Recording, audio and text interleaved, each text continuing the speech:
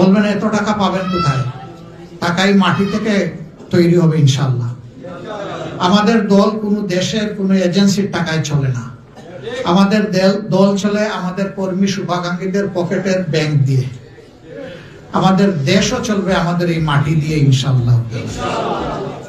চুরির পথ, লুটতরাজের পথ যেদিন বন্ধ হয়ে যাবে, ট্যাক্স এখন সরকার যা কালেকশন করে তার চাইতে 3 গুণ বেশি ট্যাক্স উঠবে, কিন্তু ট্যাক্সের লেভেল আমরা কমিয়ে দেবো ইনশাআল্লাহ। আমরা প্রথমে 3 ভাগের 1 ভাগ কমায় দেব, দিয়ে আমরা দেখবো যে ওই বছর জনগণ কিভাবে সাড়া দেয়।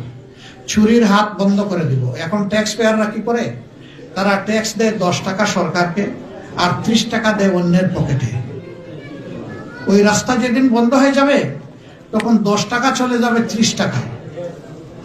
আর এখানে যে কমায় দেওয়া হয়েছে এটা পূরণ হয়ে 250% ট্যাক্স কালেকশন হবে। ট্যাক্সের সাথে যোগ হবে যাকাত, অসৎ, যোগ হবে ওয়াকফ, হেবা, এই ধরনের অনেক কিছু যোগ হয়ে যাবে। এখন মানুষ এগুলা করে না কেন? কারে বিশ্বাস করবে যে আমি চুরের হাতে কি আমার আমানত দেব? এই জন্য কেউ দেয় না। তখন মানুষ যখন দেখবে চুরের জায়গাটা খালি হয়ে ভালো মানুষ এখানে এসেছে, ওই হাত 1 টাকা নিলে ওর কাছে আরো 10 টাকা